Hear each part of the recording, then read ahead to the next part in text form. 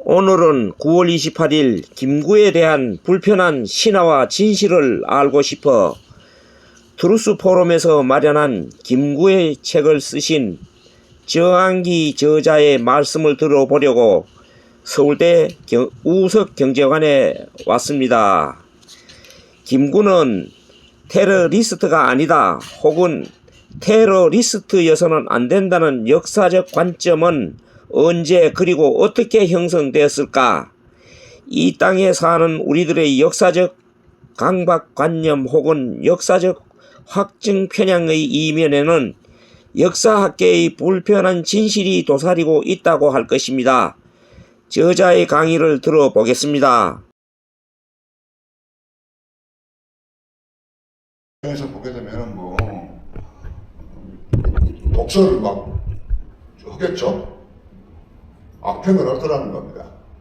하지만 이 알카에다를 지원하고 있는 세력들, 그쪽 사람들 입장에서 보게 되면 영웅이죠, 그죠? 바로 그렇다는 겁니다. 그런 것처럼 이 테러라고 하는 거 개념에는 어떤 가치 판단이 들어있지 않아요. 그러니까 학술적으로. 그러니까 좋다, 나쁘다. 그러니까 우리 한국인들은 전부 다 테러리스트 하게 되면은 나쁜 것, 부정적인 것, 그런 이미지죠, 그죠?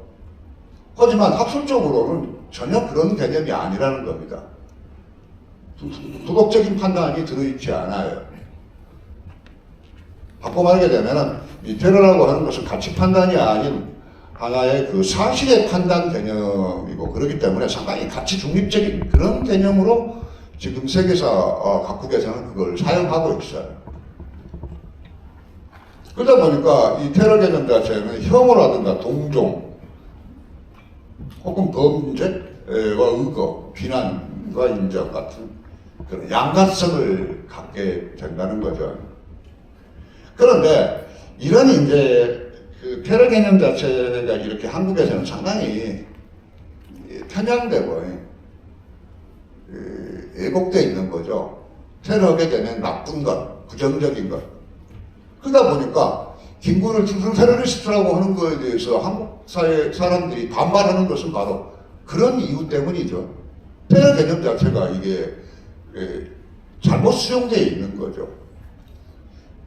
그런데 흥미로운 사실은 1970년대까지만 해도 한국에서도 여러분들이 혹시 이제 동아일보라든가 조선일보 같은 거 신문 검색을 해보세요. 그걸 이제 테러가 아니라 그 당시는 테로 그렇게 이제 발음을 되게 했는데 그 키워드로 쳐보게 되면 수백 건이 나옵니다. 그때까지는 그렇게 부정적인 이미지가 아니었다는 거죠. 그래서 예를 들어서 국사편찬위원회 같은 경우는 70년대까지도 이런 독립운동들, 무장활동, 무장투쟁 이런 것들을 갖다 놓고 테러활동 그렇게 했었어요. 그런데 언제부터인가 이 한국인들 내부에서 이렇게 테러하게 되면은 나쁜 것이다, 부정적이다고 하는 이제 이미지를 갖게 되고, 그것이 이제 사회화되게 되면서 점점 학계에서도 이 테러 개념을 쓰지 않고 의열이라고 하는 그런 개념을 쓰기 시작하는 거예요. 의열이라고 하는 것은 어떤 의미를 포함하죠? 폭력 자체를 지금 찬미하는 거죠. 야, 이건 곤란하지 않아요. 근데 의열 개념이라고 하는 것은 의사일 개념과 같은 개념인데 그 개념은 상당히 정근대적인 개념이에요. 그러니까 정근대, 예를 들어서 조선시대 같은 경우는 의사일 같은 경우는 국가에서 인정을 하는 거예요. 그런데 그런 정근대 개념을 근대에 발생하고 있는 현실에다가 그 키워드를 쓴다는 거. 그렇기 때문에 이 지금 현재 역사학계, 독립운동사 어쩌고저쩌고 그런 인간들 학회는 사람들입니다. 그 학자가 아니에요. 역사업자들이라고 해야 되나? 오관에 그런 사람들이 학자를 행세해가면서 막 투쟁이 어떻고 막 택도 없는 인간들 말이지. 그렇기 때문에 이제 그런 이유가 있었기 때문에 제 책이 나왔을 때 그 키워드를 가지고 그렇게 지랄 발광을 하는 겁니다. 택도 없는 이야기들을 하고 말이죠. 자, 그러면은 이제 뭐 앞서까지는 그냥 뭐 책에 대한 간단한 내용이고 여기서부터 이제 오늘의 그 주제에 대한 본격적인 발표를 하죠. 우선 그 테러 활동의 개요가 되겠는데 김구라고 하는 인물은 1876년부터 1949년까지 살았고 약 한 73년, 4년 정도를 살았죠. 야, 근데 말이죠. 19세기 후반에 태어난 사람이 73세까지, 4세까지 산다? 놀랍습니다, 그죠? 1920년대 그런 여러 자료들을 보게 되면 한국인들의 평균 수명이 30세예요. 동아시아에서 가장 짧아요. 그런데 이 인간은 지금 2배를 사는 거야. 그것도 하나의 이 연구 테마이기도 한데, 근데 문제는 김구만 그렇게 오래 산 게 아니고 이승만도 오래 살았어요, 그죠? 야, 거기 어떻게 저기 74세를 사는지, 4, 5세를까지 사는지, 와, 대단합니다. 자, 그런데 이 김구라고 하는 인물은 이 기간 동안 오늘 소개하는 집계는 김구가 총 97명을 직간적으로 암살을 했는데, 그렇기 때문에 이 김구라고 하는 인간은 결과적으로 앞서 그 무초대사의 이야기처럼 이 암살자의 인생을 살았어요. 그러니까 김구라고 하는 사람에 대한 평전, 일생을 우리가 이야기할 때 살인, 암살, 테러 이 키워드가 들어가지 않고서는 김구의 일생을 설명할 수 없어요. 그런데 그런 것들을 알지도 못하면서 무슨 김구 선생님 어쩌고 하고 막 우리 대표 그러는데 한심한 거죠, 그죠? 장난하는 것도 아니고 말이지. 자, 그러는데 이 김구라고 하는 인물이 이제 이렇게 97명을 이제 킬하게 되는데 그 테러의 무대가 또 재밌어요, 그죠? 이게 한두 군데가 아니야. 해주라 걷게 되면 자기 이제 고향이죠. 그걸 시작으로 해서 상해, 동경, 남경, 중경, 서안, 서울, 평양, 홍콩, 하노이. 그러니까 동아시아 안 간 데가 없어, 그냥. 자, 그런 것처럼, 이런 지역들을 중심으로 해서 이렇게 테러, 폭살 테러, 암살 테러를 자행을 했죠. 그 다음에 이제 테러의 방법이에요. 방법인데, 방법은 이제 직접 김구가 킬하는 경우가 있겠죠. 나중에 또 소개를 합니다만. 그 다음에 이제 그 사주살인, 그러니까 하수인을 시켜서 킬을 하는 경우. 그 다음에 청부살인. 청부살인은 이제 다른 암살단한테 돈을 주고 킬을 시키는 거죠, 그죠? 그 다음에 차도살인 같은 경우, 이건 이제 나무 손을 빌려서 이제 킬을 하는 경우죠. 그런 경우는 이제 가짜뉴스를 퍼뜨리는 거예요. 그러니까 우리는 맨날 가짜뉴스 하니까 이게 무슨 최근에 들어와서 발생하는 사회 현실인지 아는데 그러지 않아요, 그죠? 가짜뉴스는 오랜 역사를 갖고 있어요. 자, 그런데 그런 식의 상당히 이 고도의 어떤 그런 테러를 자행하기도 했어요. 그 다음에 셋업살인도 거의 비슷한 의미인데, 이 경우는 뭐냐면은, 가짜뉴스를 퍼뜨리고, 그리고, 그 암살자의 기본적인 어떤 그런 정보를 일본 측에다가, 주어서, 일본 측이 잡아서 킬하도록 만드는 거예요. 아주 고도의 어떤 그런 이제 방법이기도 한데, 네, 그런 내용도 책에 있어요.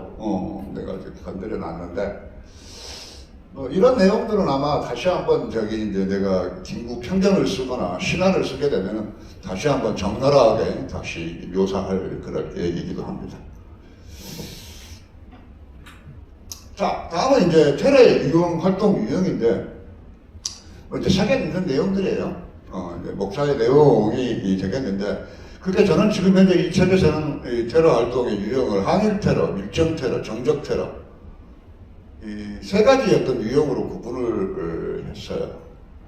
근데 구분 자체는 뭐 내가 인위로 규정한 부분일 수도 있지만 김구 자기 자신이 그런 식으로 이야기를 하니까 그러니까 김구의 어떤 그런 의지, 생각, 자기가 뭐 글로 써왔던 그런 내용들을 반영을 해서 이렇게 이제 선별을 했어요. 근데 내가 무슨 뭐 처음부터 이렇게 세 파트로 나누어서 작업을 했던 건 아니에요. 9건, 10건 정도를 작업을 다 해놓고 나서 보니까 뭔가 이 유형을 좀 선별했으면 좋겠다는 생각이 들었는데 마침 이제 생각을 해보니까 이렇게 하면 딱 좋겠더라고. 그렇게 해서 이렇게 이제 크게 세 파트로 나눴는데 나름대로 괜찮다 그런 생각을 저는 지금 만족하고 있습니다. 자, 그런데 여기서 이제 내가 가장 조금 이제 심혈을 기울인 장이 있어요. 몇 군데가. 우선 가장 김구였던 그런 항일 투쟁의 하나의 명예로운 훈장 같은 게 뭐냐면은 바로 치아포 사건이에요. 제 1장 같은 경우. 그러니까 1장은 뭐 읽어보신 분들 알겠지만, 그 약장 수치다 조스케라고 하는 사람이 가지고 있는 1000냥의 돈을 뺏기 위해서 조스케라고 하는 이 인물을 그야말로 머리에서 발끝까지 그야말로 난도질을 하고 피를 쳐 마시고 얼굴에 바르고 시체를 강물에 유기하고 그래놓고 밥상을 받는 거예요. 그것도 뭐 한두 그릇도 아니에요. 6그릇이네. 밥도 뭐 지금같이 뭐 이런 뭐 공깃밥이 아니고 이따만 밥들 아니에요. 완전 사이코죠, 그저 말은. 그런 인물을 두고 막 김구 선생 그러니까 한심하고 막 그런 거죠, 그죠? 자, 이제 그 장이 되게 중요해요.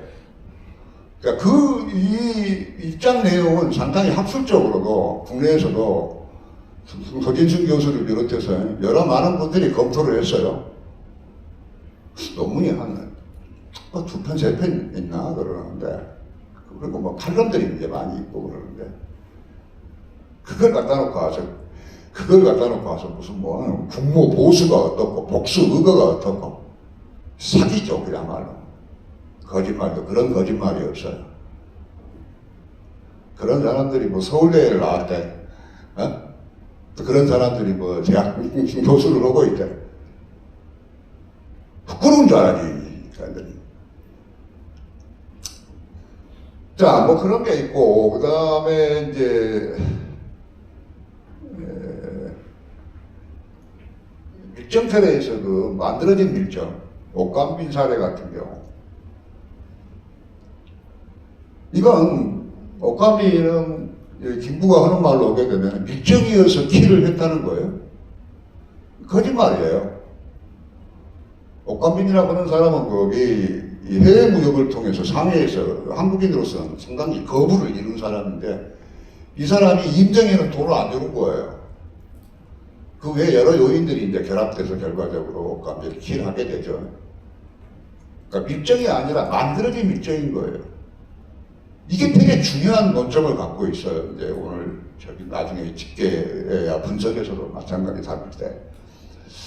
그 다음에 가장 이제 작업을 했는데 여러 가지 말이 많은 장이 뭐냐면 안중근의 막내 동생 안공근에 대한 부분이에요. 왜냐면은 분명히 안공근 자체를 뼈살을 발라서 각을 떠가지고 이 시체를 훼손한 그런 아주 참혹한 어떤 그런 사건이기도 한데 그 사건 자체를 분명히 김구 일당이 죽였던 것은 분명히 사실이에요. 하지만 왜 죽였는가? 그 동기와 관련해서는 가설이 한 5건이 있는 거예요. 그러다 보니까 이게 읽는 독자들의 입장에서 보게 되면 좀 헷갈리는 거죠. 근데 그런 부분이 있어서 논의들이 조금 분분하기도 한 장이기도 합니다. 다음에 이제 이 가장 내가 이제 이 연구를 하면서 가장 힘들었던 부분이 누구냐면은 거칠의 공산주의자 여운형이에요. 여운형 하게 되면 뭐 여기저기 역사학에서 막 민족의 거성이 어떻고 해가면서 막 전부 거짓말입니다. 이 사람은 정말 극과 극을 왔다 갔다 해버리는 사람이고, 동아시아 일대 지역에서 활동한 지역이 너무 넓다 보니까 검토할 데이터가 엄청 많아요. 그러다 보니까 다른 장들은 뭐 대충 한 달 정도 뭐 집중적인 작업을 하게 되면 대충 뭐 일고가 나오는데, 이 인간 작업을 할 때는 한 4개월 이상이 소요됐던 것 같아요. 되게 힘들었는데, 근데 최종적으로는 보니까 여운형이라고 하는 사람은 사진 한번 봐봐요. 45년, 6년, 7년, 8년 정도의 시기에서 마카오 양복을 빼입고 다녀요. 그죠? 승용차를 타고 다니고. 완전히 뭐 정치에 무슨 스타를 반복해 하는 그런 인물이죠. 그죠? 그런 인간이 무슨 뭐 노동 해방이 어쩌고 다니고 저쩌고 다니고 말 같지도 않는 짓들을 하고 다니는 거예요. 그러니까 지금 말로 하게 되면은 꼭 거기 조국이하고 조금 비슷한 데가 있어요. 그죠? 얼치기 잡하고 아주 골 때리는 인물입니다.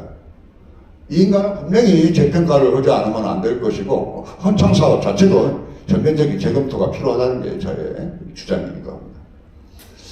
그 다음에 이제 가장 이제 가슴이 아프고 안타까운 그런 사회가 이 마지막 제 9장이기도 한데 얼굴 없는 국부 장덕수라고 했어요.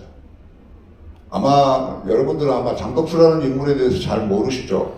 아마 내 책을 통해서 이제 처음으로 장덕수가 누구인지를 뭐 많은 분들이 이제 알게 된 것 같은데, 실제로 이 대한민국 건국을 플랜을 짜고 그렇게 해서 대한민국 건국을 빠른 시간 내에 이렇게 가능하게 했던 인물이 바로 장덕수라고 하는 인물이에요. 이제 이런 이야기를 하게 되면 사람들이 그러면 이승만은 뭐냐라고 이야기를 해요. 이승만은 그 당시 할 게 없었어요. 왜냐하면은 이승만은 기본적으로 미 군정과도 갈등 관계를 갖고 있고 미 국무성과도 갈등 관계를 갖다 보니까 상대를 안 해주는 거예요. 그리고 이 양반은 되게 고집이 세고, 그리고 외교적인 역량이 내가 볼 때는 없어요. 할 수 있는 일이 별로 없어. 그 모든 일들을 누가 하느냐? 장덕수가 한 거예요. 내가 볼 때는 국부라고 하는 키워드에서 사람들이 국부라고 하는 것은 한 명이지 않느냐라고 이야기하는데 뜻도 없는 이야기죠. 국부는 많을 수 있어요. 2명, 3명일 수도 있다고요. 근데 문제는 얼굴이 없다는 거예요, 이게. 왜? 그동안 우리가 몰랐으니까. 그래서 상당히 나의 안타까운 마음을 넣어서 이렇게 타이틀을 정한 거예요. 자, 뭐 이런 이제 내용으로 돼 있어요. 뭐 이제 그건 이제 뭐 책 거기 1장에 있는 초가 되겠어요. 그래서 여기서는 이제 가해자, 피해자, 장소, 방법 이런 내용으로 간단하게 이 책의 기본적인 어떤 그런 구성 프레임을 이제 소개하는 그런 내용으로 표를 작성해 봤어요. 아니 맨 처음에 이런 걸 뭐 작성을 생각을 안 했는데 어떤 선배가 내 원고를 읽고는 야 그러지 말고 앞에다 이 표를 하나 만들어주면 아주 좋겠다. 네, 그래서 이 표를 만들어 봤습니다.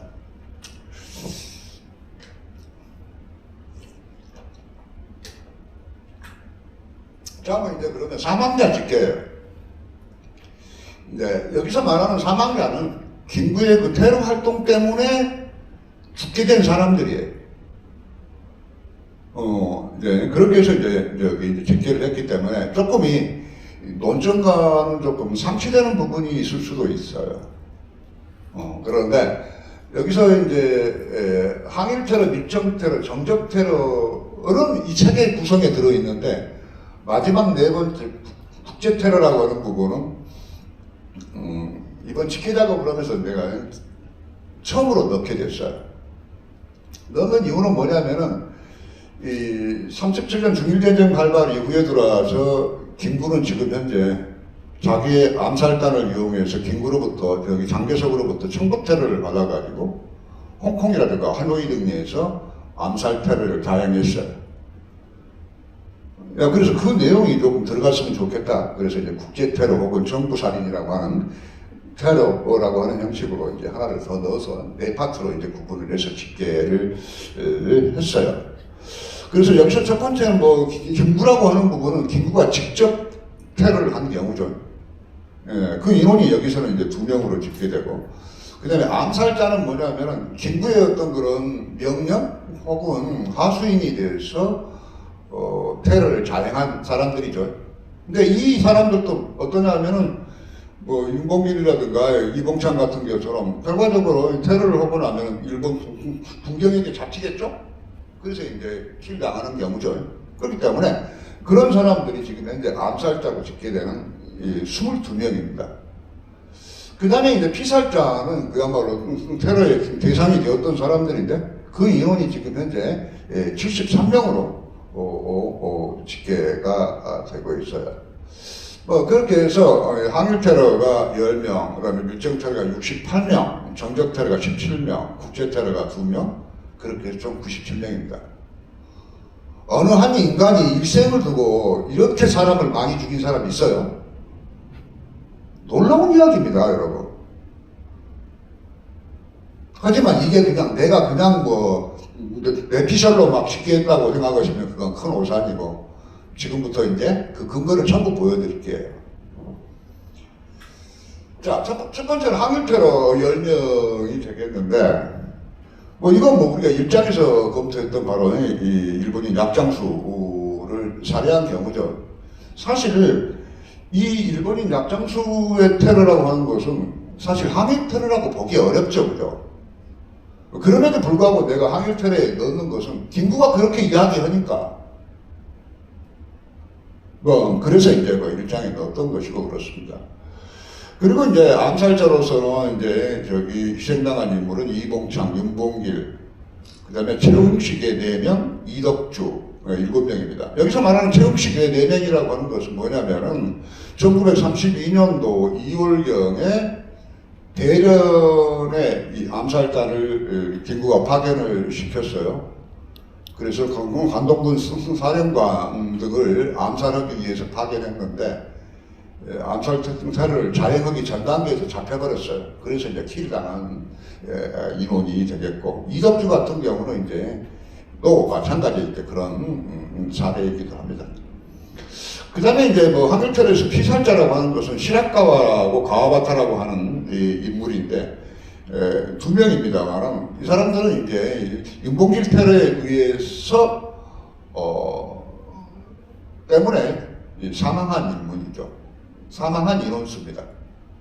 근데 예를 들어서 윤봉길 테러에서는 단지 이 2명은 죽었지만 그 외에 막 다리가 잘려나오고 팔이 잘려나오고 막 눈깔이 튀어나오고 막 이런 경우는 이제 중경상자는 빼고 여기서는 단지 순수하게 죽은 사람만을 집계를 해놓고 있다. 이제 그렇게 말씀을 드릴 수 있겠고, 다음은 이제 가장 인원수가 많은 밀정 테러가 되겠어요. 자, 밀정 테러 가운데 그 직살자라고 하는 것은 남도 출신의 이른바 손님인데, 이건 뭐냐면은 1932년경 3년경에 이활임이라고 하는 분이 김구와 공모를 해서 사람을 죽인 경우에, 그것은 이활임이라고 하는 분이 쓴 책이 있어요. 그 책에 적나라하게 자기가 구술해 놓고 있어요. 자, 이제 그런 경우이고, 그리고 이제 암살자로서 희생당한 것은 오면직, 노종균, 엄순봉, 박동원 총 4명인데, 이 가운데 뭐 천에서 옥관빈 테러라든가 뭐 김립 테러 같은 경우 이 사건에서 주인공들이 누구냐 하면 바로 오면직과 노종균이라고 하는 인물이에요. 이 인물은 1910년대 김구가 황해도 해주 안악에 있는 양산학교라고 하는 학교 교사를 할 때 자기가 가르친 학생들이에요. 그 친구들이 이제 상해로 망명해 오니까 그 친구들을 암살자로 활용하는 거죠. 정말 여기 어떻게 말로 표현하기가 좀 그런데, 근데 이 양산학교를 나온 사람 김구의 제자 가운데는 이 2명만이 암살자로 활약하는 게 아니에요. 지금 내가 확인되는 것은 또 추가적으로 2명이 더 있더라고요. 그러니까 좌우가 이 김구가 있는 곳에는 언제나 이 사람이 죽어요. 놀랍습니다. 자, 그런데 어쨌든 좌우가 자기가 가르친 학생들까지도 이렇게 테러리스트로 활용하고 동원하고 그랬습니다. 자, 그 다음에 이제 가장 거기 이제 인원이 가장 많은 게 이제 이 밀정제도에서 이 피살자 부분인데 63명을 기록해요.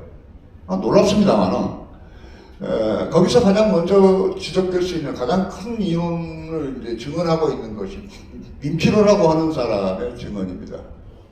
민피로는 지금 현재 1940년대에 임정에서 판공실장을 했어요. 그리고 김준엽 총장, 옛날에 거기 고대 총장을 했던 분의 장인이기도 해요.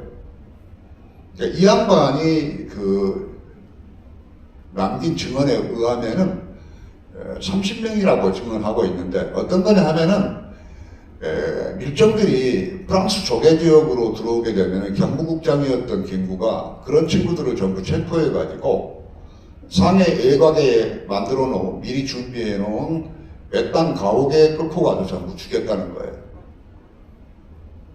정확하게 30명이라고 이야기를 하고 있어요.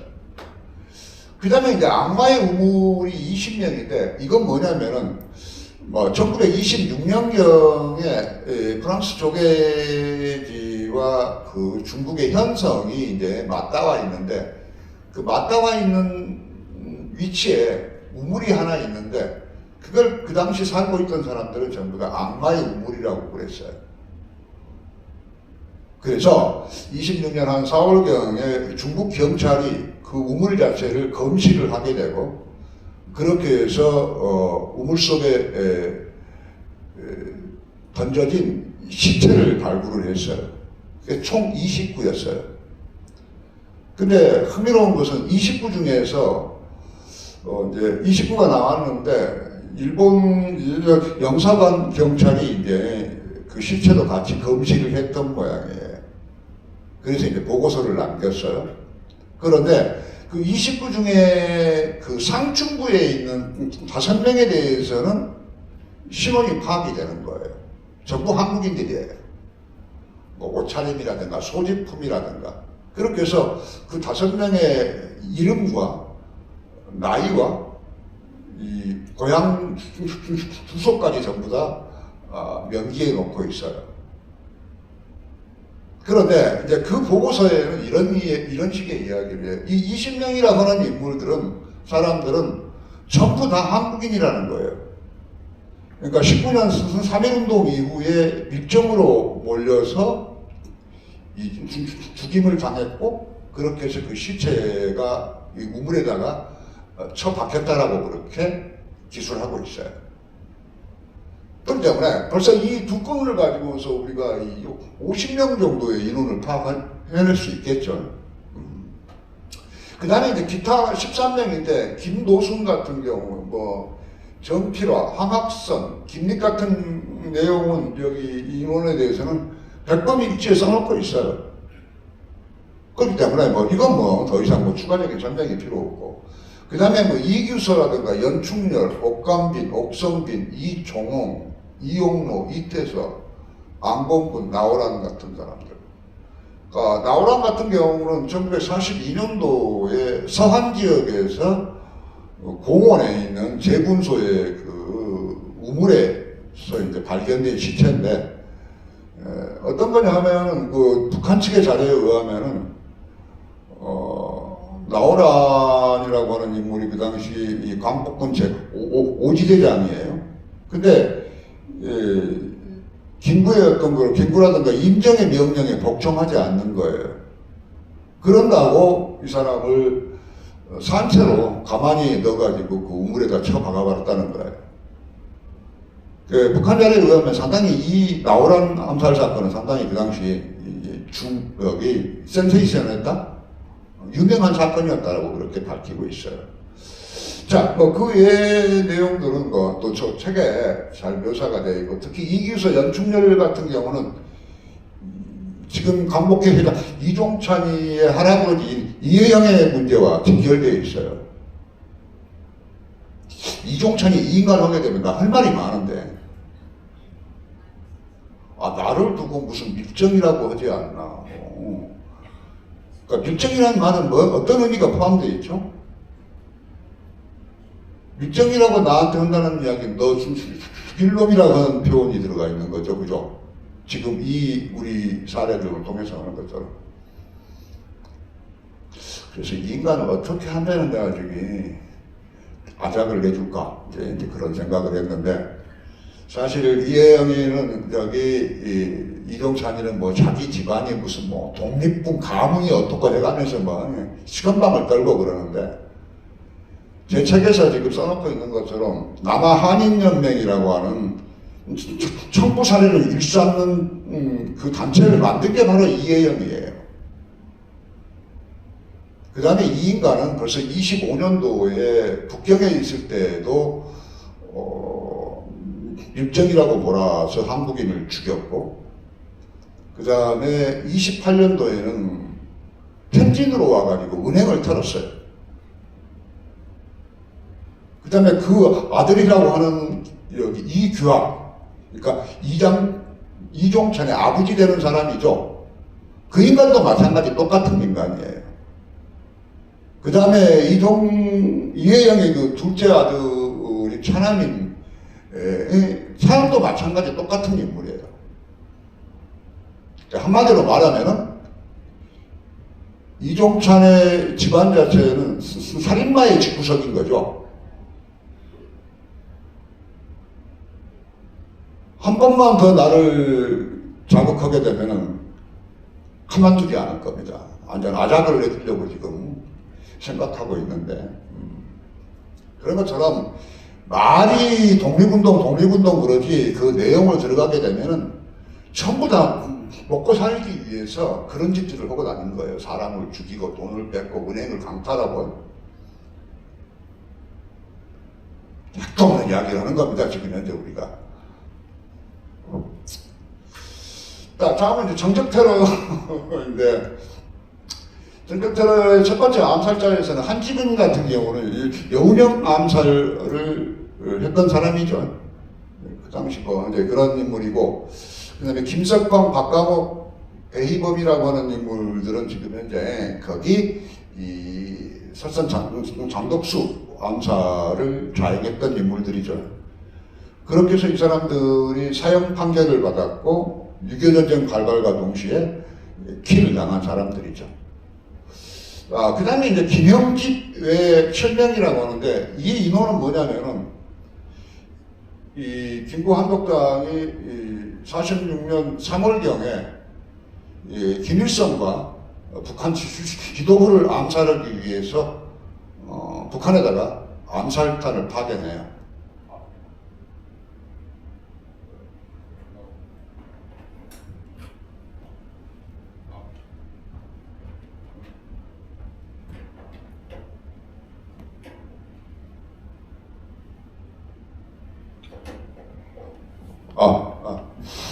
자, 그래서 이제 그 김일성과 그 북한 지도부를 암살하기 위해서 암살단을 파견시켰는데, 실제로 그 3.1절 행사장에서 이제 김일성과 그리고 그 측근들을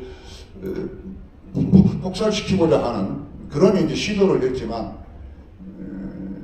실패를 하고 말아요. 그렇게 해서 상당히 많은 사람들이 이제 잡혔는데, 여기서는 김영지 외 7명, 총 8명이죠.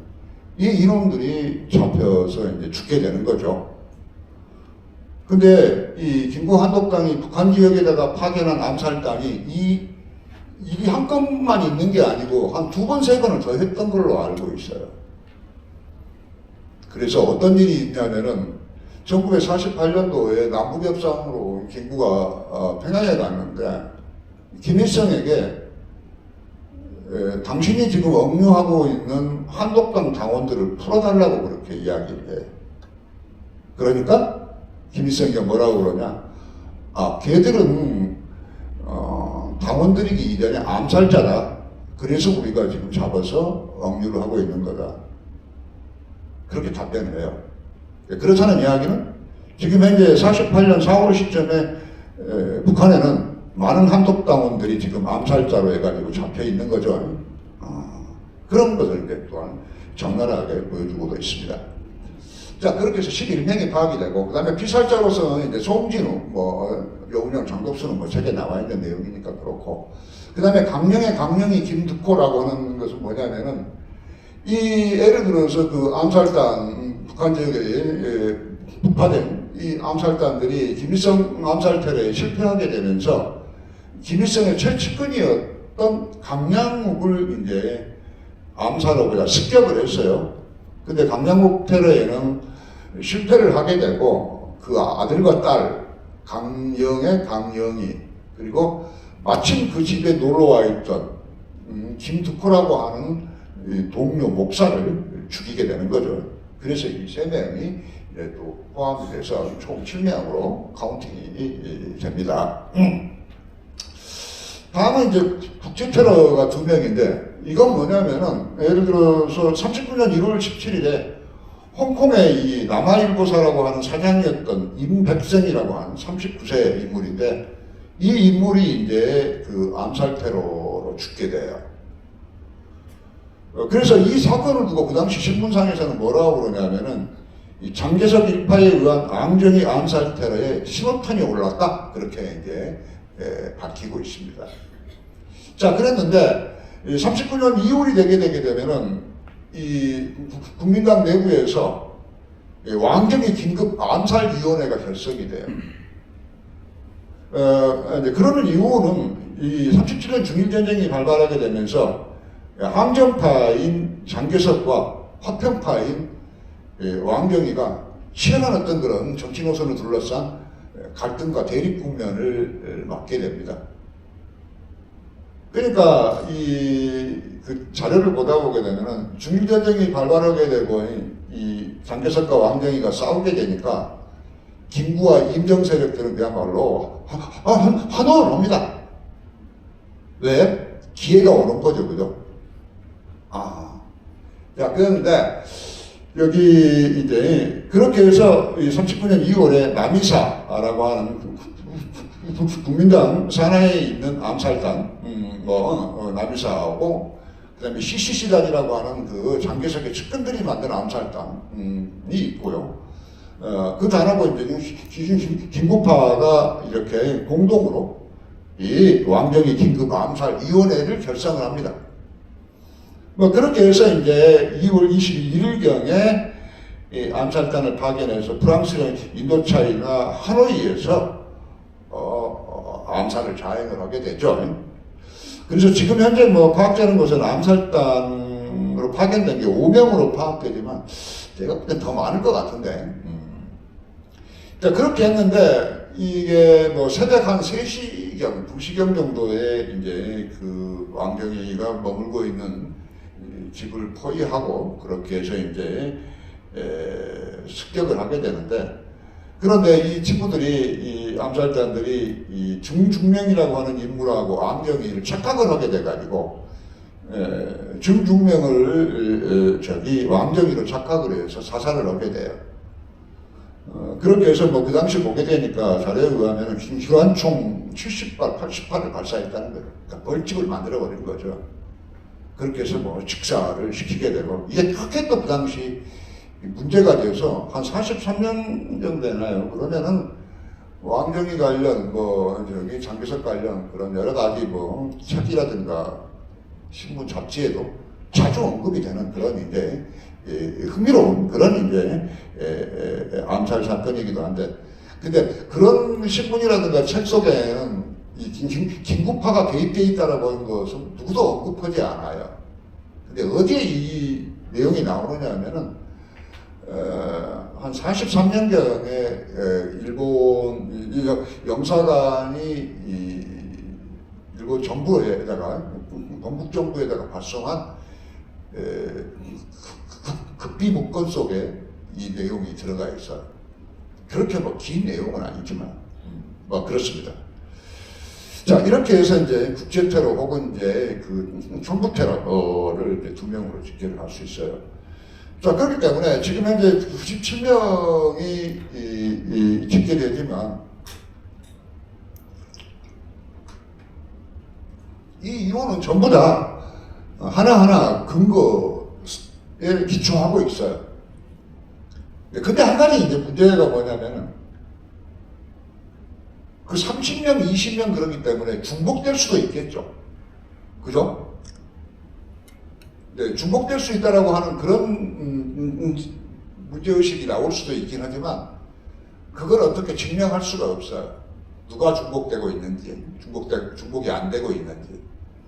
네, 그것은 내가 할 필요가 없어요. 그죠? 나는 이제 이야기를 해놨고, 그렇기 때문에 이제, 알아서 하면 될 문제는 아닙니다만. 자, 다음은 이제 분석이라고 하는데, 우리는 그동안에 항일 테러를 가지고, 그걸 가지고 독립운동을 이야기를 해요. 그죠? 자, 그런데 이 항일 테러 자체가 전체 인원 속에서 보게 되면은, 2명밖에 안 되는 거죠. 그죠?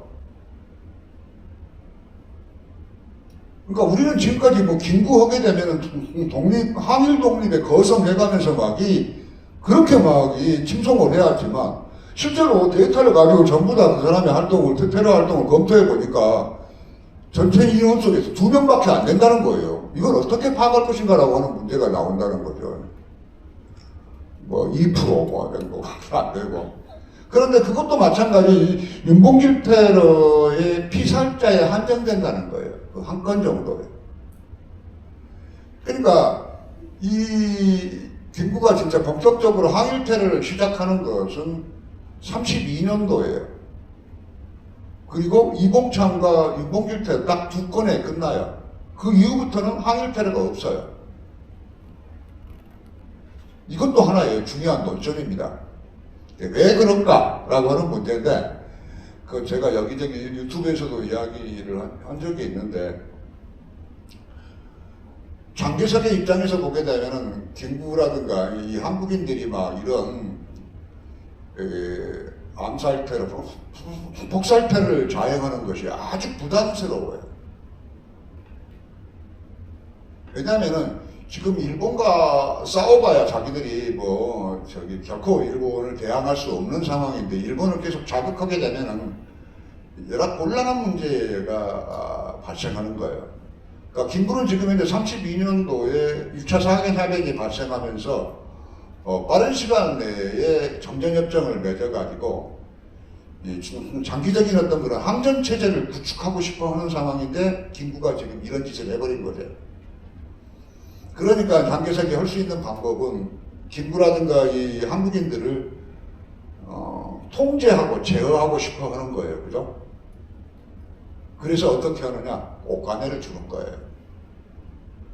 그래서 33년 3월부터서 매달, 그러니까 이 생활비, 임병 세력들의 생활비로 그 당시 돈으로 5,000엔을 줘요. 위안을 줘요. 5,000 위안이면은 그 당시 평가에 의하면은 이 쌀 500석 가격이에요. 큰 돈입니다. 그러니까 이제 김구는 이제 그 돈을 받게 되면서부터서는 항일 테러를 하지 않아요.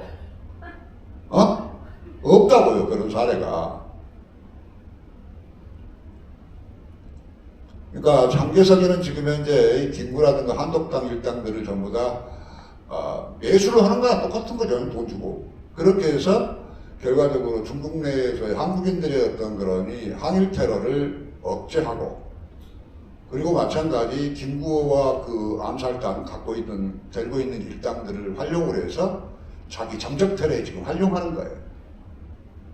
그리고 또 한 가지 중요한 점은, 그렇게 해서 만약에 일본 자체가 이제 한반도에서 물러가게 되면은 김구라든가 한독당을 앞세워서 다시 이 한국을 자기들의 속방으로 삼고자 하는 거예요.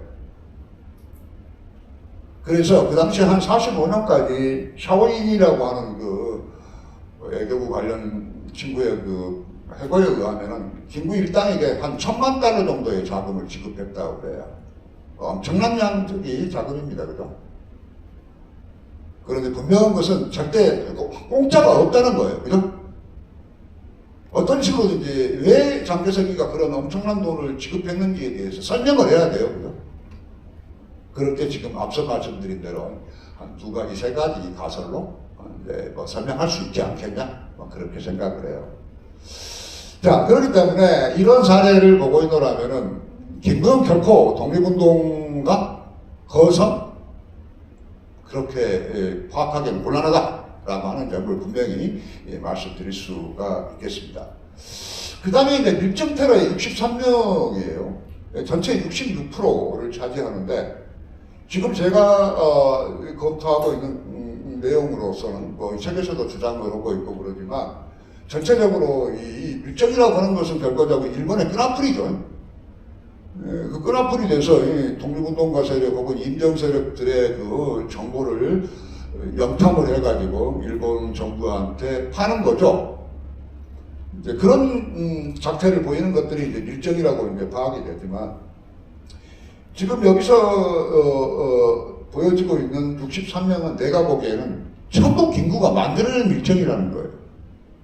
그게 무슨 말이냐 하게 되면은 거기 이 김구가 예를 들어서 임정 내에서 서로 간에 정치적인 갈등 관계를 갖게 되거나 그러게 되면은 상대방을 밀정으로 몰아서 죽이는 거예요. 그게 대부분이라고 저는 보고 있다는 겁니다. 그럼 안 그렇다라고 누가 반론을 편다면 그 양반은 그 안 그렇다는 이야기를 증명해야 돼. 그런데 안 될 걸. 자, 그런 점에서 가짜 밀정이죠. 얼마든지 콜입니다, 저는. 자, 뭐 갈무리인데 이제 거기 보게 되면은 한 가지 더 좀 설명을 해야 되겠다. 꼭 여기 중요한 내용인데.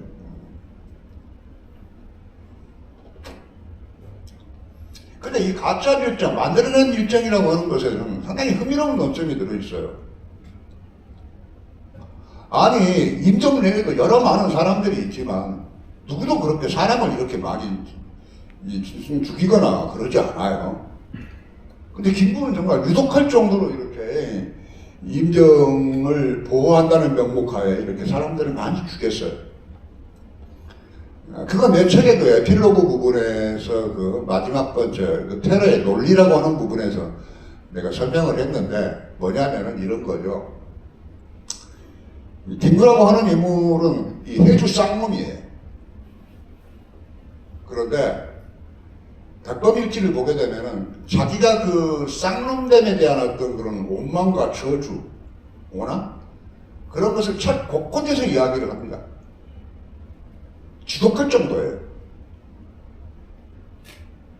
그렇기 때문에 이 친구는 김구라고 하는 인간은 어렸을 때부터 그 쌍놈으로부터 뭔가 그 신분을 벗어나고 싶어 하는 거예요. 다투는 이야기지만. 그래서 이 인간이 어떤 행동을 하냐면은 동학에 입도를 해요. 그죠? 그런데 그 동학에 입도한다는 것이 뭐 동학에 대한 높은 이상의 자기가 무슨 뭐 감옥을 해가지고 감격을 해가지고 그래서 입도하는 게 아닙니다. 뭐냐면은 동학에 입도를 해가지고 새로운 나라를 만들어서 자기도 통천관이 있은 양반이 돼보고 싶어 하는 거예요. 백범일지에 그렇게 쓰여져 있어요.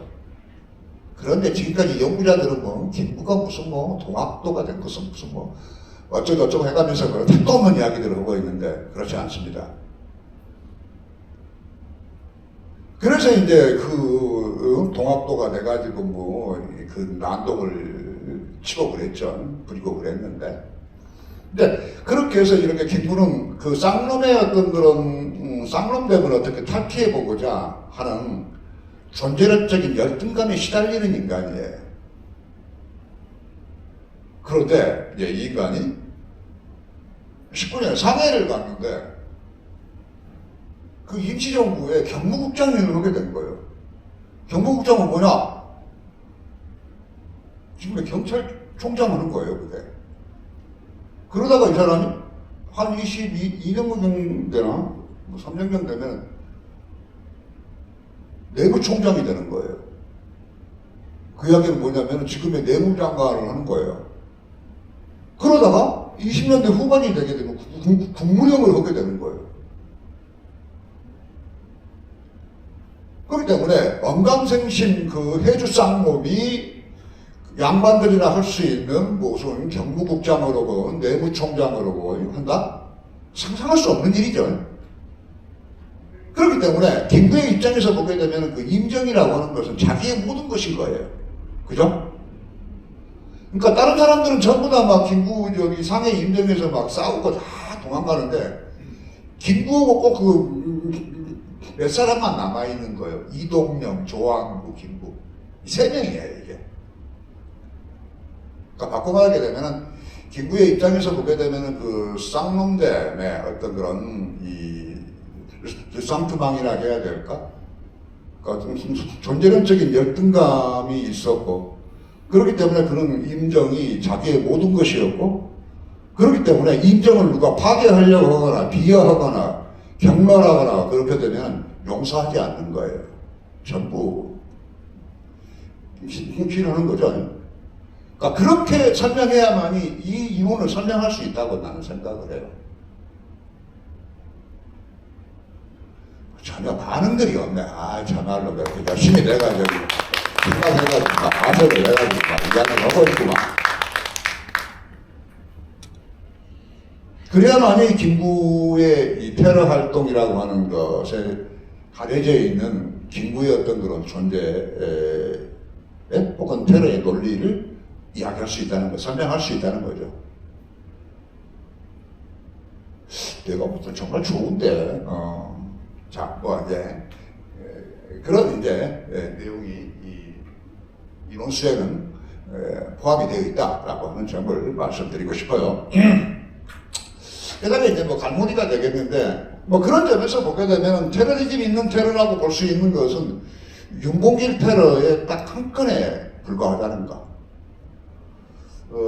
그리고 그렇기 때문에 이 김구의 어떤 그런 순순 테러 활동을 토탈적으로 검토하게 되면 김구는 결국 테러리즘이 없는 순순 테러리스트로 파악하는 것이 타당하다고 봅니다. 그러니까 테러리즘이 없다라고 하는 이야기는 뭘 의미하죠? 이야기 좀 해봐요. 앞에 있는 친구.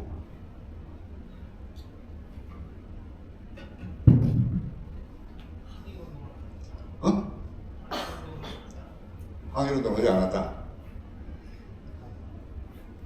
뭐 그렇게도 볼 수 있겠지만. 살인했다.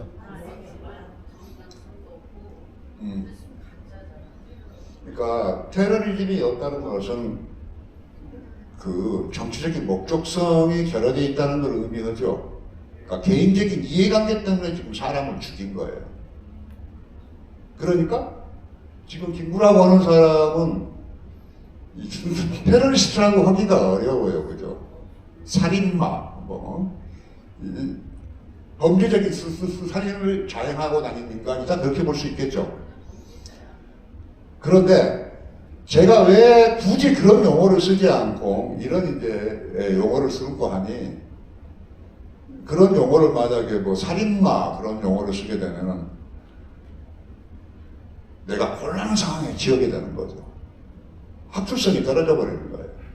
그러면서 나는 이제 위기에 처하겠죠. 그래서 일부러 이렇게 교활하게 이렇게 이제 키워드를 이런 식으로 바깥치기 해가지고 넣어놓고 있는데 이게 책을 여러분들 읽어보면서 생각해보게 되면 내가 뭘 이야기하려고 하는지 여러분들은 쉽게 감치해낼 수 있을 거라고 생각을 해요. 그러니까 그렇게 하지 않으면 안 되는 상황이 있다는 것을 여러분들이 이해하시면 야, 내가 뭐 제2의 안두이가 될 수는 없으니까 안 그래요?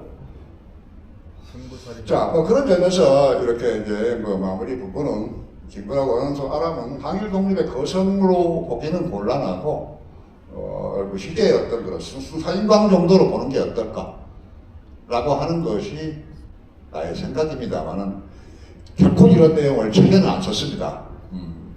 자, 대충 뭐 이 정도로 할까요? 감사합니다.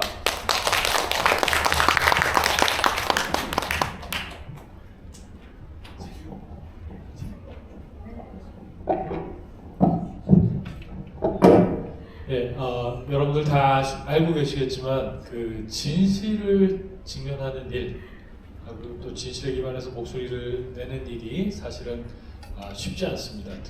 특별히 어떤 그 사회적인 어떤 흐름이나 분위기 또는 학계의 어떤 주류적인 입장에 대항해서 진실에 기반해서 목소리 내는 일이 사실 정말 쉽지 않은데요. 꿋꿋하게 그 역할을 담당해 주고 계신 정한기 박사님께 우선 큰 박수 부탁드리겠습니다. 네, 제가 처음에 서두에 시작하면서 김구 이렇게 했더니 바로 또 이렇게 야단을 치셔가지고 저도 깜짝 놀랐는데요. 그런데 몇 가지 제가 정리도 해드리고 또 질문도 함께 하려고 하는데요. 우선 테러라는 표현 때문에 정 박사님께서 공격을 받으시는데 김구를 테러리스트라고 했다는 것 자체 때문에 공격을 받으시는데 이 테러라는 표현 자체는 사실 가치 중립적인 행동에 대한 서술에 관한 용어이기 때문에 이것을 의거라고 평가하든지 아니면 이것을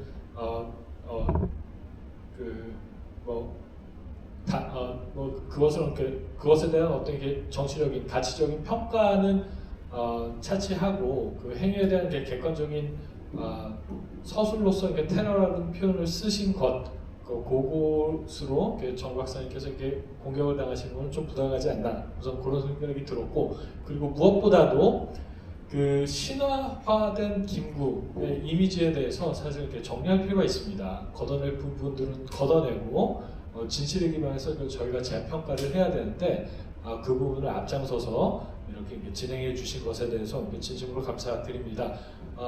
그리고 또 독립운동에 대해서도 저희가 진실에 기반해서 사실 다시 평가할 필요가 있습니다. 독립운동의 양태에 대해서 저희가 이제는 좀 제대로 평가해야 되는 시점이 된 것이 아닌가. 이승만 대통령의 외교 독립론과 또 김구 이렇게 하면 안 되겠죠. 또 화내실 테니까 김구의 활동들 사실상 백이사단을 비롯한 많은 암살단 암살 조직을 운영을 하셨는데 그런 독립운동의 성격에 대해서 그리고 또 그 독립운동이라고 하는 항일 테러조차도 많지 않았고 이것이 개인적인 원한이나 정적 제거를 위한 활동이었다라는 것이 오늘 정한기 박사님의 강연의 내용이었는데요. 그런 독립운동의 양태에 대해서도 저희가 이제 진실에 기반해서 좀 더 이제 객관적으로 평가해 볼 수 있는 그런 사회적인 시점이 되지 않았나 이런 생각이 좀 들었습니다. 그리고 마지막에 말씀해 주셨지만 안두희에 대해서도 저희가 좀 진실의 기반을 두고 또 다시 한번 평가해야 될 시점이 되지 않았나 그런 전반적인 의미에서 정한기 박사님의 이번 출판은 의미가 있는 것이다. 개인적으로 이렇게 평가를 하고 있고요. 그런데 또 다른 말씀을 해주시는 분들이 계시더라고요. 그러니까 우선 훌륭한데 근데 이게 또 너무 많이 나간 게 아니냐. 그러니까 김구에 관해서는 특별히 장덕수 암살 사건 이전에는 이승만 대통령께서도 김구하고 이렇게 협력하셨었잖아요. 그런 부분들 그리고 또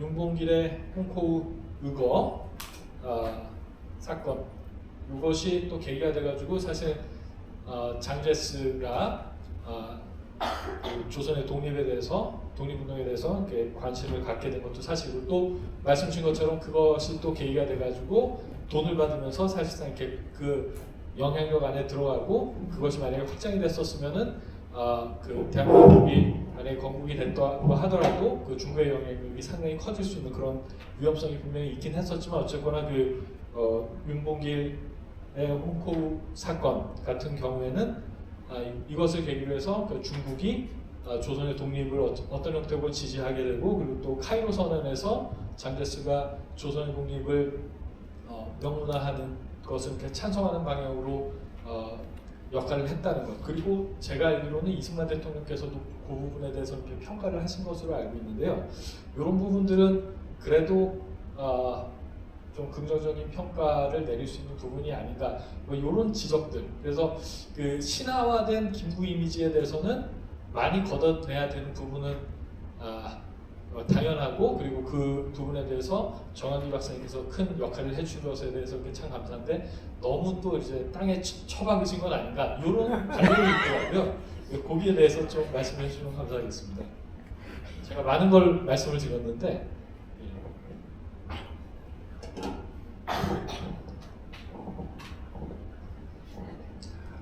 참 그런 이야기 들으니까 불편하기도 하고 답답하기도 하고.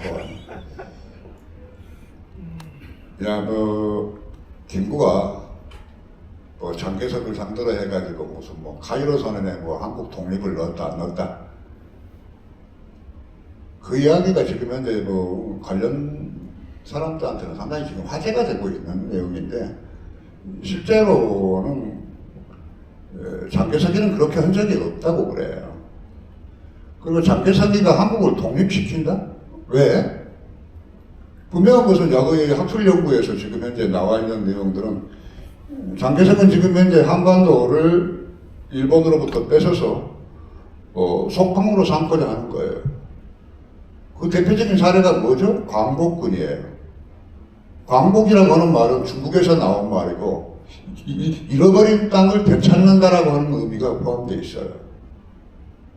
그러니까 이런 거예요. 지금 현재 장개석은 일본한테 빼앗긴 한반도의 땅을 되찾겠다라고 하는 생각,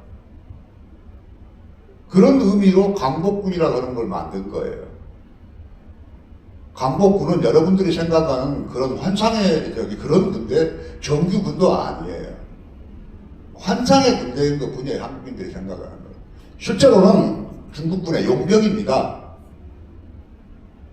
그랬었기 때문에 해방 이후에 미군이 한국군을 창설할 때도 광복군 출신에 대해서는 군 경력으로 인정하지가 않아요. 그리고 모든 광복군의 어떤 직급 체계라든가 급료라든가 계급 체계라든가 명령 체계도 전부 다 중국군 안에 장악하게 있는 건데 그러니까 그런 사실을 우리가 이해하게 되면은 지금과 같이 김 대표가 하는 이야기는 조금 어이가 없다, 이제 그런 생각을 갖고 있습니다. 예, 귀한 말씀 감사드립니다. 어쨌거나 대중적으로 많이 이런 얘기가 퍼져 있기 때문에 그런 부분에 대해서 이게 좀 정리가 분명히 필요하고, 어떤 객관적인 사실에 대해서는 의견이 다를 수는 있습니다. 하지만 우리의 모든 논의는 진실에 기반해야 됩니다. 그런데 지금 문제는 뭐냐면은 진실 자체가 너무 많이 왜곡돼 있었고 가려진 진실들이 너무나 많은데 정한기 박사님 같은 분들이 그런 1차 자료들, 진실에 기반해서 이제 발굴해 주시고 공표해 주신 것, 이것도 사실 공격을 많이 당하는 작업이거든요. 이런 부담된 작업을 담당해 주셔서 참 감사한 마음이 있습니다. 저희가 질의응답 진행하려고 하는데요. 질문 있으신 분들 손 들고 말씀 부탁드리겠습니다.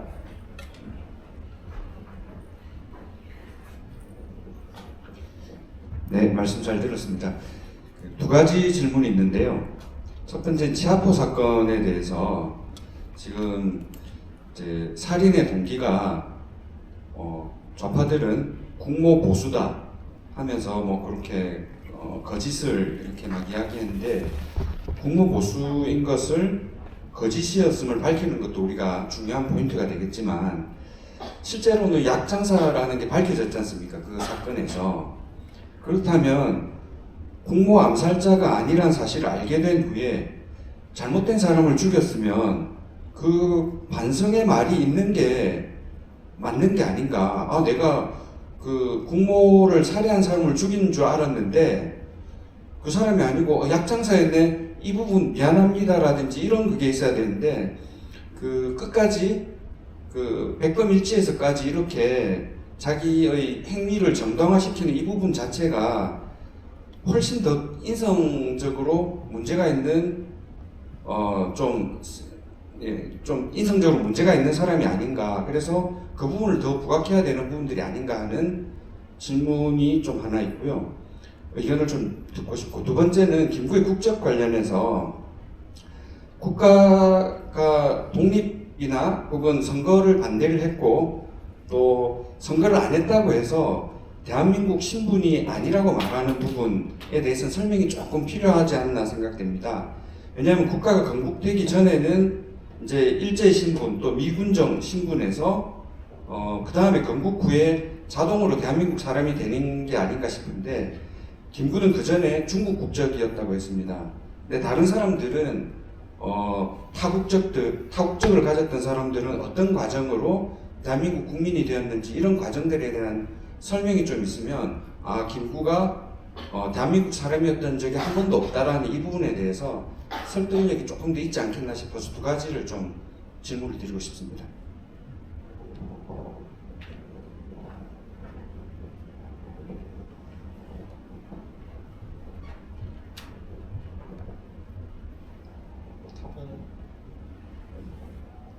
저 양반은 보니까 저기 여기저기 내가 유튜브에서 한 이야기를 지금 하시네. 많이 받는 모양이죠. 좋은 일이에요. 아주 뭐 고무적이고. 정 박사님 강연 아주 챙겨서 꼼꼼히 보시더라고요. 아, 그래요? 오케이, 좋아요. 콜. 자, 그런데 그 치안부 사건에 대해서 처음에는 국무 보수로 알았는데 나중에 알아보니까 약장수였다. 그러면 그 자기가 잘못됐다라고 하는 사실을 인정해야 되지 않느냐. 택도 없는 이야기를 하시는 겁니다. 그 사람은 처음 치안부에서 그 약장수를 살인할 때 이미 약장수인 걸 다 알고 있어요. 그런데 이 사람이 국무보수라고 하는 용어로 이걸 바꿔치기 해가지고 사건 자체를 그런 식으로 분식시키는 것은 1919년경이에요. 19년 말경이에요. 그 당시 그 영사보고에 그런 게 있어요. 19년 영사보고에 뭐냐면은 거기서는 김구가 지금 상해에서 조계지에서 인병활동을 해가면서 그러니까 그 자리에 뭐냐면은 각각의 어떤 그런 임정에서 활동하고 있는 불령선인들을 지금 한 명 한 명씩 전부 다 이제 조사한 내용을 가지고 이제 보고서가 작성이 돼 있는 거예요. 김구 항목을 보면 그렇게 나와요. 그러니까 김구라고 하는 사람은 누구냐라고 하면은 저기 예전에 무슨 뭐 치아포에서 일본 육군 소위를 죽였다고 그런다. 그러니까 그 소문이 그렇게 상해에 돌고 있다는 거예요. 하지만 그 보고서는 진짜 그랬는지는 확인하지 않았어요. 단지 그 상해에 떠돌고 있는 소문을 그렇게 보고서에 써놓고 있어요. 그러면 그 이야기는 어떤 의미일까라고 하는 거죠. 지금 김구가 상해에 지금 임정에 들어왔는데 와서 보니까 다들 그 임정 요인들은 쟁쟁한 사람들이에요. 대학도 나오고 막 고등학교까지 나오고 그다음에 뭐 여러 많은 활동에서도 상당히 두각을 나타내는 그런 이제 거물들이 막 임정에 모여 있는데 김구라고 하는 사람은 뭐 내세울 게 없어. 그죠? 그러니까 거기서 그 치안포 사건을 그런 식으로 변조 왜곡시킨 거예요. 그러니까 어떤 현상이 발생하느냐. 백범일지에서는 자기가 국모를 살해한 일본 육군 중위를 살해했다고 이야기를 해요. 근데 어떤 책에서는 육군 대위야. 그러다가 어떤 또 책에서는 막 중자, 소자라고 그래요. 뭐 소령, 대령, 뭐 중령. 그런데 지금 방금 내가 소개한 것은 육군 소위로 나오는 거예요. 그러니까 이게 어떤 거냐면은 이 치안부에서 죽은 사람이 죽어서도 계급이 계속 막 올라가는 거야. 골 때린 상황이 발생을 하죠. 그렇기 때문에 지금 그 질문에 대해서는 어떤 거냐면은 김구라 그런 사람은 사실 거짓말을 입에 달고 사는 사람이에요. 백범일지요? 택도 없는 이야기들입니다. 거의 소설 수준이라고 보시면 돼요. 아니 실제로 그런 증언이 있어요. 그런 것처럼 팩트와 거짓말이 잘 버물려 있는 게 바로 백범일지라는 거예요. 그런 걸 갖다 놓고 와서 뭐 온 국민의 출독서가 어떻고 해가면서 참으로 한심한 그런 이제 시절들이 있었던 거 알려져 있는데 택도 없는 이야기입니다. 그렇지 않아요. 그러니까 뭐냐면 김구는 지금 자기 자신이 임정요원으로 경무국장을 하고 있지만 뭔가 열등감에 시달리는 거죠. 그러니까 그걸 반가하기 위해서 자기도 뭔가 이런 역할들을 했다라고 하는 것을 어필하고자 그 치안포 사건은 그런 식으로 왜곡, 변조시킨 겁니다. 지금 저는 그렇게 봐요. 그러니까 김구가 치안포 사건에 대해서 어떻게 언급하는가를 이제 데이터를 보다 보면 나오게 되는데 그 데이터가 나와가지고 되게 내가 와 이게 그런 거구나. 그러면 이제 김구의 어떤 그런 쌍놈됨의 어떤 그런 이 존재론적인 열등감과 전부 연결되는 거죠, 그죠? 아주 뭐 죽이는 그런 논점이기도 합니다.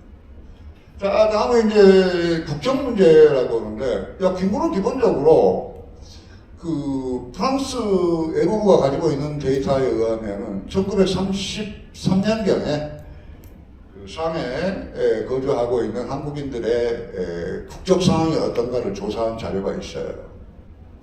그 데이터를 보게 되면 공산주의자라든가 정부주의자 그런 사람들은 중국 국적을 따지 않는데 유독 임정에 있는 사람들만 여기 중국 국적을 취득하는 거예요. 그게 전체 인원의 한 60%대일까? 우리가 알만한 사람들이 전부 다 중국 국적으로 바뀌어 있어요. 안창호도 그러고 여운형도 그러고 뭐.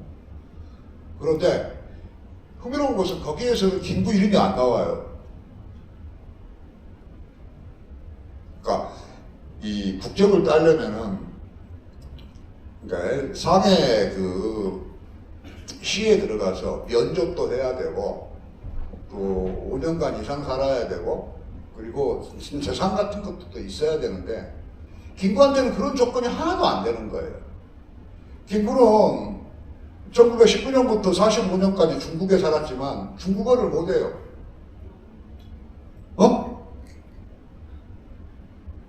아주 한심한 인간입니다.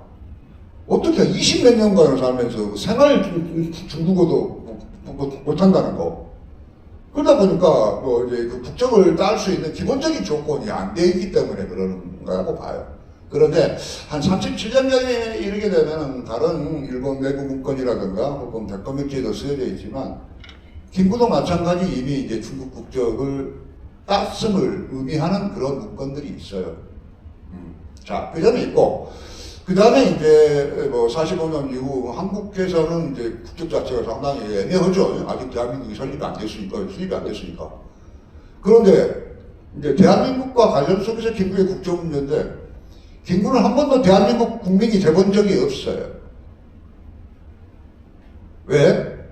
이 사람은 지금 대한민국 건국을 위한 선거라고 볼 수 있는 48년도 5월 11일 선거를 보이콧하고 거부하고 선거를 파탄시키려고 핵책했어요.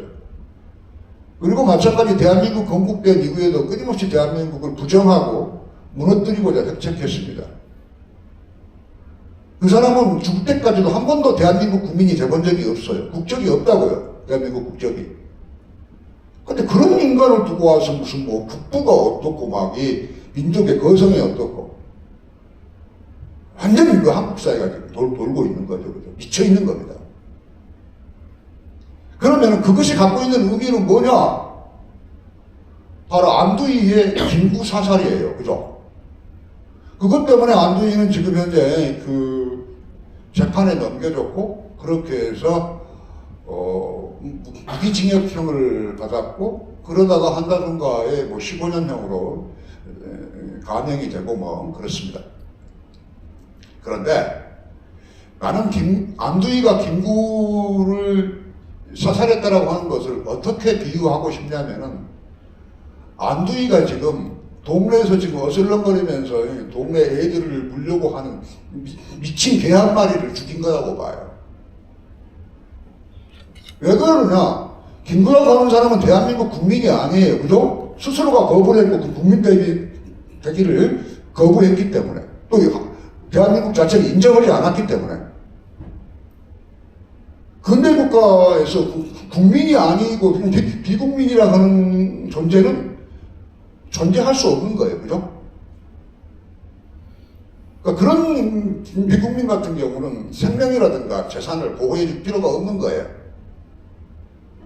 그러니까 내가 보기에는 안두희는 공판에 재판에 걸 필요가 없는 거예요. 원래 실제로 그 재판이 이제 그 마지막 공판에서 형을 언도하는 과정에서 변호사가 어떤 변론을 하냐면은 야, 이 사건은 국가보안법의 기초에서 결과적으로 빨갱이를 안두희가 죽였기 때문에 집행유예 정도로 하면 된다고 그렇게 이야기를 해요. 우리가 알고 있는 김구 암살과 안두희 사건에 대한 이미지하고 180도 틀리죠. 그런 것처럼 지금 현재 그 김구 문제뿐만 아니라 안두희 문제도 역사적으로 엄청나게 왜곡되어 있다는 걸 알 수 있어요. 김구는 그냥 개 한 마리였던 것뿐이에요. 그죠? 그런데 그런 사람을 두고 와서 뭐 국부가 어떻고 말이야, 무슨 뭐 민족의 거성이 어떻고 미쳐가지고 말이지. 뭐 하자는 건가요? 이상입니다. 예, 다른 질문 좀 하겠습니다. 네, 그 박사님께서 설명해 주셔서 97명을 킬한 부분을 알게 돼서 참 이 자리를 잘 왔다 생각을 하고 잘 들었습니다. 그런데 말씀 중에 그 50선거를 김구는 어떻게든 막으려고 방해를 했고 비협조했고 그 이후에도 대한민국 건국을 여러 형태로 비협조 내지는 방해했다. 이 부분들의 구체적인 사례들을 좀 더 많은 분들이 아시는 분들 많으시겠지만 모르시는 분들도 많기 때문에 그걸 좀 더 구체적으로 설명을 해주시고 어떤 그 다음에 그의 그런 방해의 목적 무엇을 원해서 그렇게 방해를 했느냐를 다시 한번 좀 짚어주시면 감사하겠습니다.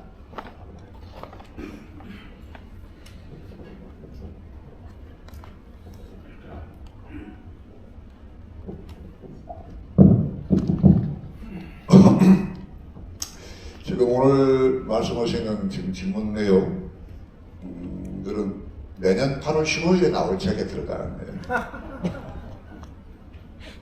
책 타이틀은 지금 반역자 김구가 어떨까, 여적자 김구가 어떨까, 지금 여러 가지로 지금 장도를 불리고 있는데 반갑다 놈이 좀 자극적이면서도 좀 그럴싸한 타이틀이 없을까 지금 이제 모색하고 있어요. 그런데 이 남북협상으로 김구가 올라가서요. 그리고 그 사람이 거기서 용공주의자로 변신을 해요. 침공주의자로. 그걸 두고 북한에서는 어떤 식으로 이야기하느냐? 반공민족주의자인 김구가 김일성을 만나서 영공민족주의라고 바뀌었다라고 이야기를 해요. 연곡이라고 하는 것은 공산주의와 연대한다 그런 의미죠. 그러니까 빨갱이가 되어 있는 거예요 지금. 그런데 그걸 두고 우리 한국인들은, 한국 사회들은 김구가 김일성한테 막 속아 넘어갔다, 이용당했다 그런 식의 이야기하죠. 그 택도 없는 이야기입니다. 김구는 이미 남북협상을 가기 전에 벌써 성시백 등과를 포함을 해서 그런 사람들과 이미 연공을 하고 있는 거예요. 그래서 그렇게 올라가는 겁니다. 그냥 올라가는 게 아니에요. 그러니까 바꿔 말하게 되면 김구는 지금 현재 북한과 연대해서 통일정부를 수립해서 대통령이 되보고 싶은 거예요.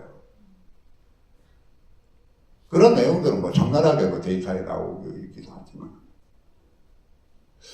그 다음에 김구가 예를 들어서 뭐 50선거를 보이콧하고 뭐 대한민국을 부정하고 뭐 무너뜨리기 위해서 획책했다 라고 하는데 그런 구체적인 이제 사례를 이야기해 달라고 그러는데 우리는 지금 현재 남북협상에서 평양에서 한 14일 정도를 머무르면서 여러 많은 그런 행사에 김구가 참여를 하고 문서에 사인을 해요.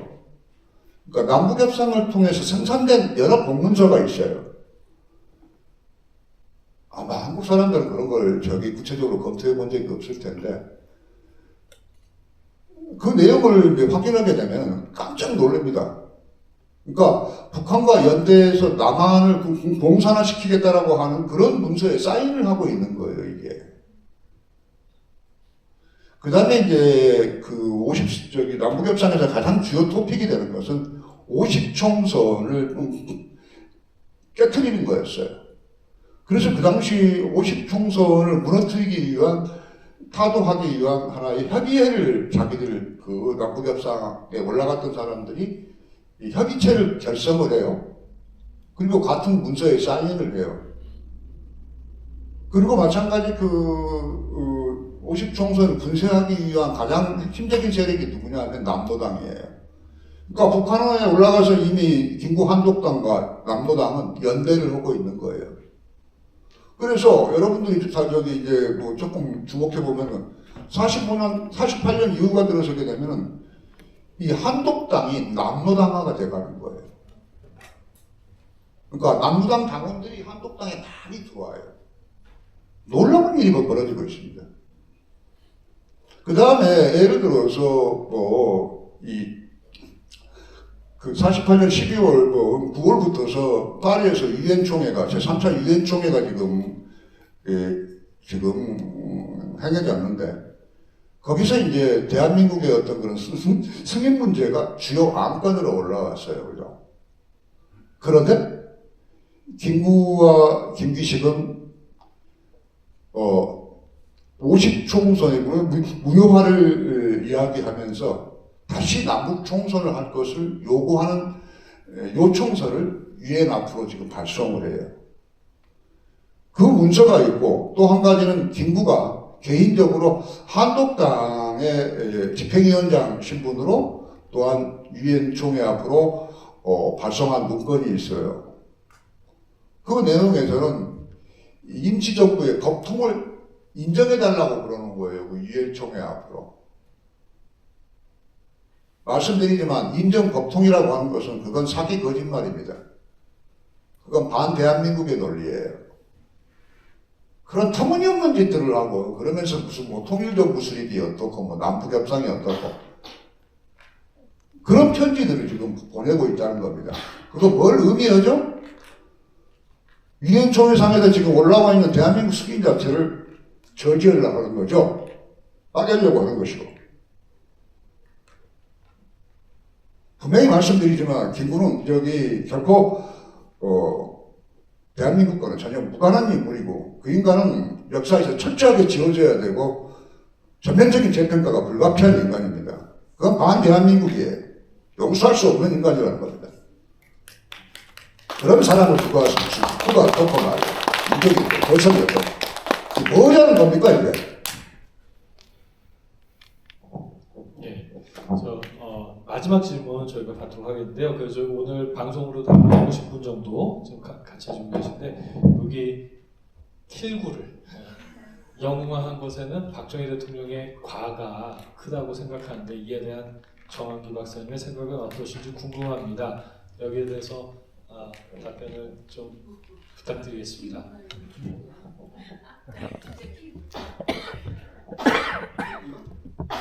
김구를 킬구라고 했어요, 살인자니까. 그 이야기는 옛날부터 나오고 다 알고 있는데. 박정희 대통령의 역할이 있다고 생각을 하는데, 여기에 대해서 어떻게 생각하시는지. 야, 박정희 대통령이 뭐 알았겠어요?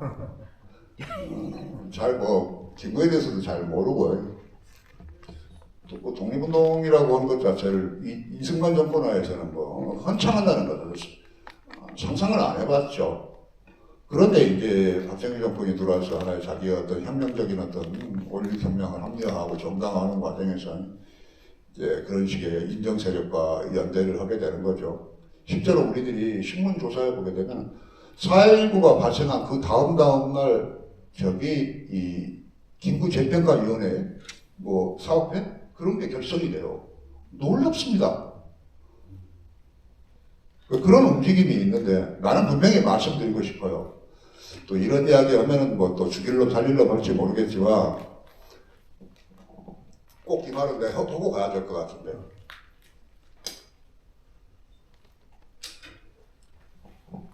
막말로 우리는 지금 독립운동 세력이라 해가면서 그런 사람들을 헌청하고 있어요, 그죠? 3대에 걸쳐서. 예를 들어서 대한민국 건국훈장 뭐 중장을 받은 김구 같은 사람은 한 달에 한 700만 원, 800만 원 받을 거예요. 그걸 3대에 걸쳐서 쳐받아왔어요, 지금까지. 근데 나는 묻고 싶어요. 아니, 우리가 무슨 뭐 그런 사람들한테 등 떠밀어 가면서 독립운동 해달라고 한 적 없잖아요. 그렇죠? 한 적이 없습니다, 우리는.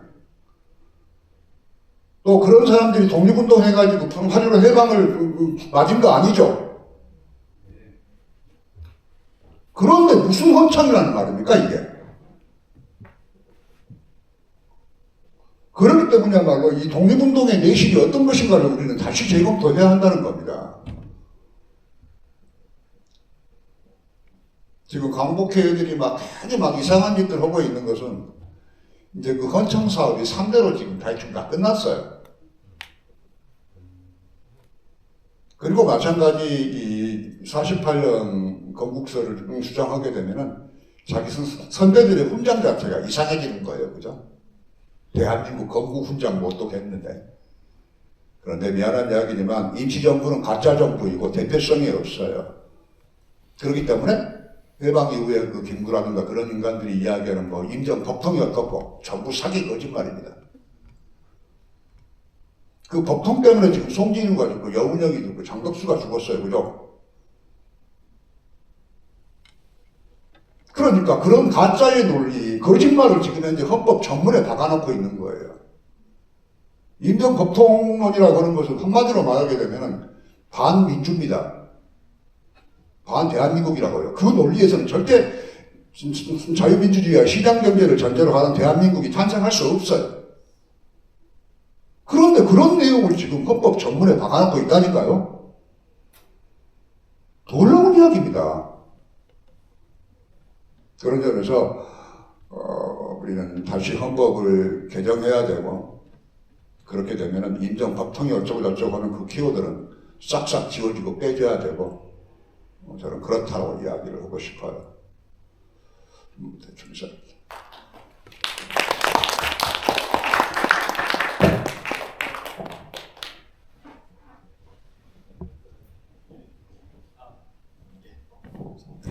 예, 그 오늘 정한기 박사님께서 귀한 강연 진행해 주셨는데요.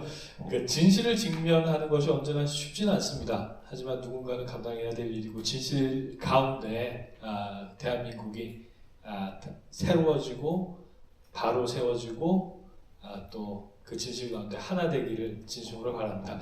귀중한 역할 감당하고 계신 정한기 박사님께 다시 한번 큰 응원의 박수 부탁드리겠습니다. 감사합니다. 그럼 오늘 강연 아니, 내가 너무 강한 중에 너무 거친 이야기를 너무 많이 하고 와서가지고 이거 미안합니다. 죄송합니다.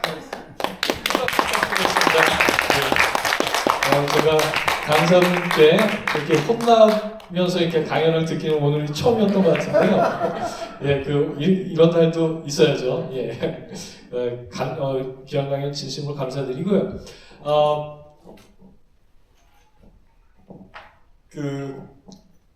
박정희 대통령 말씀해 주셨는데, 박정희 대통령도 사실 모르셨던 거죠. 예, 모르셨던 거고, 이제 그 진실들이 드러나고 있고, 그리고 또 이 진실들에 기반해서 우리가 역사적인 재평가 이런 것들이 이렇게 필요한 시점인 것 같습니다. 그 중에서 그런 여정 가운데 정한기 박사님께서 참 이렇게 귀한 일을 해주셔서 다시 한번 감사드립니다. 예, 박수 쳐주셔도 좋습니다. 다시 한번 박수 부탁드리겠습니다. 김구에 대해서는 분명히 대한민국 건국을 반대했다는 것, 그리고 또 남북 연석회의 다녀오면서 북한에 가서 그 소련의 소련제 무기들, 탱크들 보면서 전쟁 날 거라는 것도 알았고, 전쟁 나면은 분명히 대한민국이라는 나라가 세워지더라도 이거는 소멸할 수밖에 없다라는 쪽으로 베팅하고 대통령이 되기를 바랬던 점, 이것을 모든 국민들이, 대한민국 국민들이 우선 기본적으로 아셔야 될 진실이 아닌가 싶습니다. 그리고 또 독립운동, 항일운동이라는 부분도 그 양태가, 그 진실이 그렇게 아름답게만 볼 수 있는 것은 아니었다는 점, 정원기 박사님의 강연을 통해서 다시 한번 확인한 것 같습니다. 오늘 이렇게 귀한 강연 진행해 주시고 또 이곳에 함께 해주시는 분들이 사실은 가장 중요한 VIP이십니다. 한 분 한 분께 진심으로 감사드립니다. 저희가 오늘 강연 끝 이후에는 저 앞에서 그 테러리스트 김구 책 판매하고 있는데요. 저자 사인회 저희가 진행하도록 하겠습니다. 저희 정원기 박사님 앞에 나오시고 저희가 또 사진 하나 찍고 그렇게 이제 진행을 할 텐데요. 저희가 광고 하나만 하겠습니다. 식사 함께 하실 분들은 요 밑에 내려가시면은 포포인이라는 그 쌀국수 집이 있습니다. 저희가 그곳에 내려와서 같이 식사할 텐데요. 청년들은 저희가 무료로 진행을 하고 어르신들께서는 이렇게 식대 10,000원 이렇게 준비해 주시면 감사하겠습니다. 그러면은 다시 한번 귀한 강연 진행해 주신 정원기 박사님께 큰 박수 부탁드리겠습니다. 예, 감사합니다. 네. 강의를 듣고 상해 임시정부라는 것이 국민들의 지지나 참여 국민이 어느 정도였으며 그 영향력이라는 것이 별무였다는 생각을 지울 수 없었습니다.